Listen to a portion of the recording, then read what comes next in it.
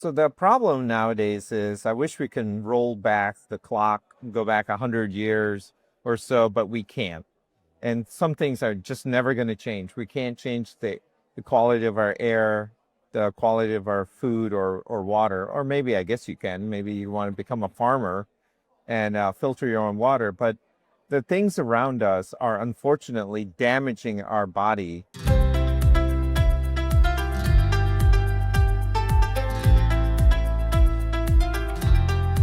Hi, welcome to the MAPS webinar series, Healing Tomorrow's Future. We are thrilled to be bringing you this series packed with valuable information and education within our community. My name is Honey Renisella, and I'm the Executive Director of MAPS, the Medical Academy of Pediatrics and Special Needs. Within these webinars, we're able to empower clinicians on the knowledge and tools to support patients facing a variety of health challenges. For more information on MAPS or to register for a conference, please visit us at www.medmaps.org. That's www.medmaps.org. Thanks for joining us on this journey towards a brighter, healthier future.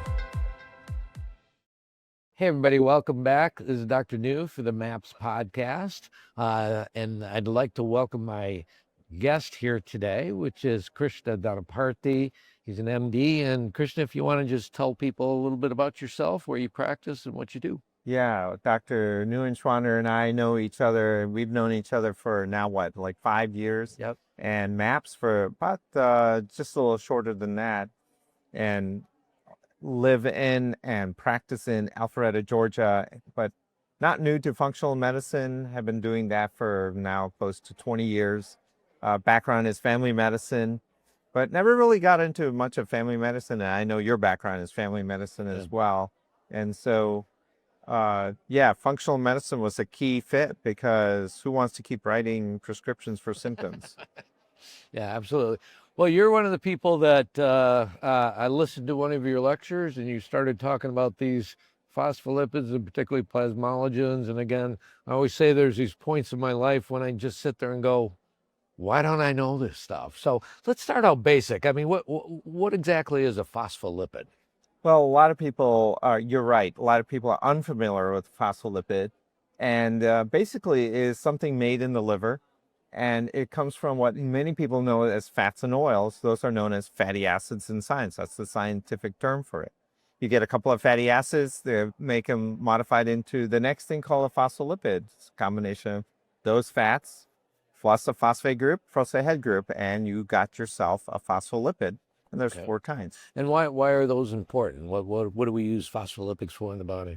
Great question. And this is the basis of health and wellness and life, because if you're human and you're alive, you need phospholipids. Every single cell and the interior of every single cell is made out of phospholipids. It's so basic that I think we don't even think about it. Okay. And I remember one of the first times that I saw you speak, you spoke about plasmalogens. So what exactly is a plasmalogen, and how is that different from, say, a phospholipid like phosphatidylcholine or some of the ones that we're much more familiar with? The phospholipids and plasmalogens are cousins to each other, and they have almost the exact same structure, except for one little bond. One is an ether bond, and the other one's an ester bond, and that is the only difference between a phospholipid and plasmalogen.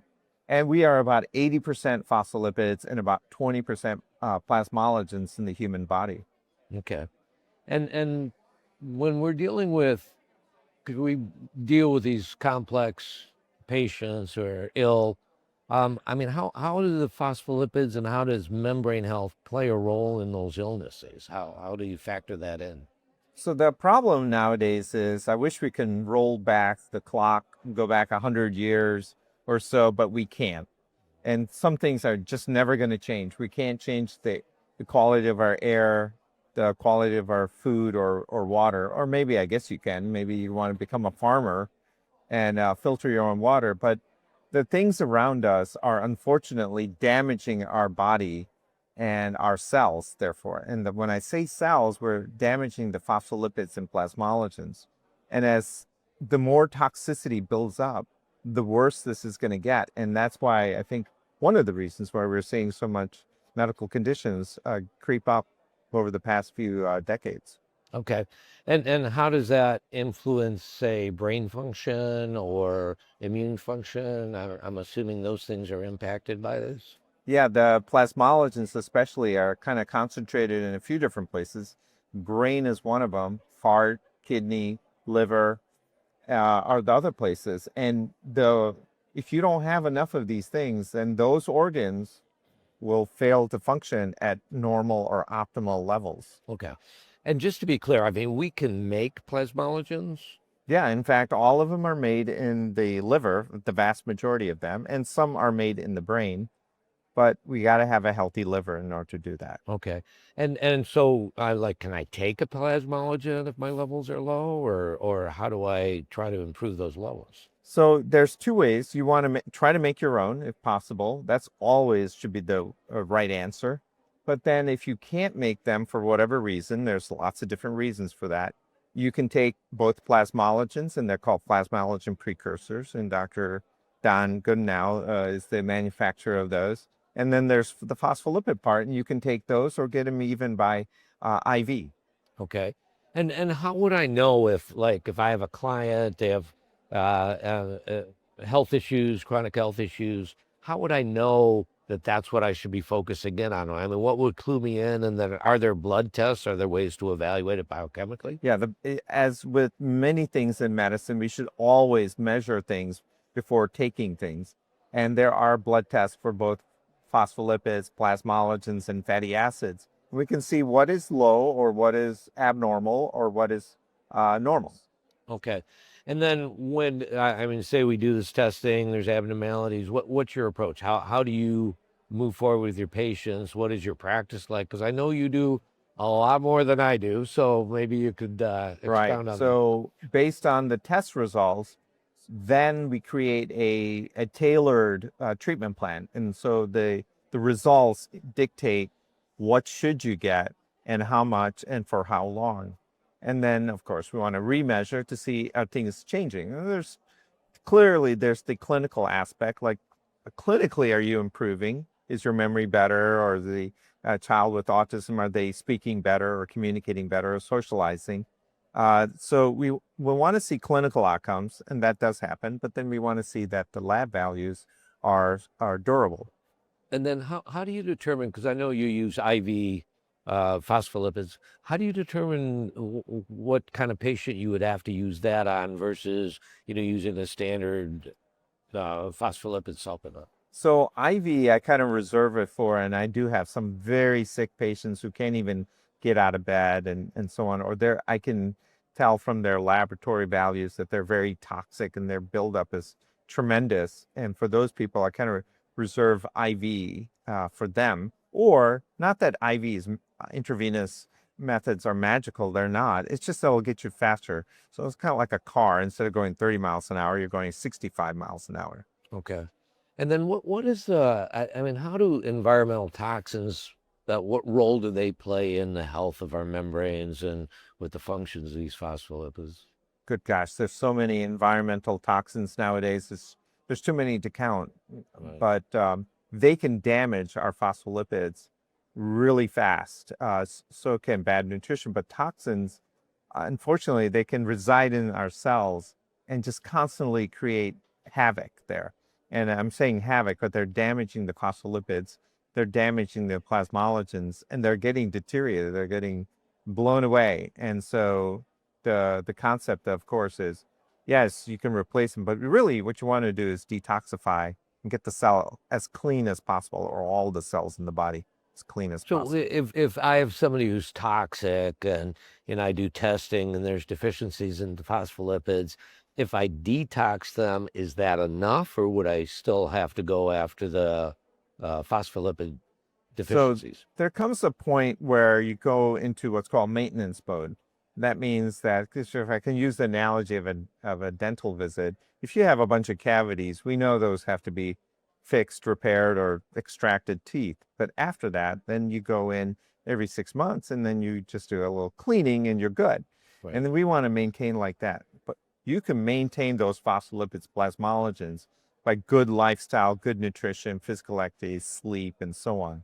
But taking a little bit helps us to make sure that we don't become toxic again or end up in a medical condition. Okay. And then, I mean, does mitochondrial function play a role with phospholipid formation? Is that involved? I know that mitochondrial function is dependent on the health of the phospholipids, but is it the other way around as well? It's both, actually. Mitochondrial health is very important because the mitochondria is made out of phospholipids and plasmalogens. For those who don't know, the mitochondria is the power pack of the cell. It is where all of the energy, ATP, is made. And there are some very specific kinds of phospholipids called cardiolipin that are absolutely necessary. And so if the mitochondria is damaged, then the rest of the cell actually suffers because it's not getting the electricity, quote unquote, the electricity that it needs. Right. And so then other things start to fail. Okay. And the opposite's also true that those toxins will affect the mitochondria. Correct. Okay. So and I mean for one of the questions I always get from my patients is, here's all the things that are going wrong with me, here's the 500 supplements I need to take. I mean, where would you put membrane health and phospholipids on that list? I mean, I can choose between phospholipids or zinc. I mean, how would you consider the importance of those compounds? Top of the list. And the reason is, and I use the analogy with my patients and even other practitioners, it's like building a house. You can't simply build a house without first framing the house. And so you wouldn't say, I'm going to build a house today. I'm going to go out and buy some appliances. I'm going to buy some electrical wire and windows and artwork and carpets before you even frame the house. That doesn't make any sense. And that's where I try to differentiate supplements versus phospholipids, because phospholipids, kind of like that house analogy, if you frame the house and you put the roof on and the foundation, hey, now you can go in and drywall it, electrical and plumbing and all of that can happen. And so it is the most basic structure and function. So it is at the top of the list. It has to be at the top of the list. And I get this question or concern, like I took a supplement or I took a botanical, but it didn't seem to work for me. Okay. And they're wondering why. Well, maybe the cell couldn't accept it, or it accepted the nutrient in, but couldn't keep it there. And so that's how important phospholipids and plasmalogens are. Fair. And then I know there are supplements, and I know you have an excellent phospholipid supplement. Are there food sources of these phospholipids that we can use? Yes, the best one is still egg yolks. Egg yolks have natural phosphatidylcholine, and they have a bunch of other nutrients that are very beneficial to us. Fatty acids, best source of amino acids, protein, that is. It's all in one place, but eggs are the best source. Egg yolks, I should say. Okay. Not monkey brains. I heard monkey brains are good for phospholipids. Tastes good. Might taste good. All right. Anything else you want to tell our viewers about? Well, there is phospholipids? Yeah, I think we are in such a society of toxic milieu that we need to be proactive. And I'm super happy to hear all of the things that are happening on with Robert F. Kennedy and the current administration about trying to make America healthier again. And that's absolutely correct. But that's here and now. The beauty of phospholipids and plasmalogens is that we can actually change the trajectory of future generations by what I call preconception medicine. That means that now those who had children or planning on having children or want to have more children, I should say, they can take phospholipids now and they can detoxify their cells. So their cells are the cleanest possible and they're structured the best. And by doing so and continuing that regimen, a woman can make sure that her baby is the healthiest possible upon delivery. Awesome. And so that future generations are just going to be more resilient, less chances for chronic medical conditions, neurological conditions, and so on. Okay. Well, how can people get a hold of you? Well, two ways, and there's two things I'll offer. One is I teach practitioners how to utilize fatty acids, phospholipids, and plasmalogens, and you can find more information at dnadr.org for those who want to get trained on phospholipids and plasmalogens. But if you need my help with your own condition or so on, you can reach me at fmg.health. All right. Well, thank you very much Yeah, for taking the thank you. time to speak today. It's been a real pleasure. And thank you all for viewing this. We're at the MAPS conference, and this is the kind of information we get here. It's been an awesome weekend so far. Thanks again, Dr. You're welcome. McCarthy. Appreciate it. Thanks so much for joining us today. I'm Honey Renisella, and this is MAPS. As we heal tomorrow's future, we appreciate you joining us on the journey. We'll see you next time.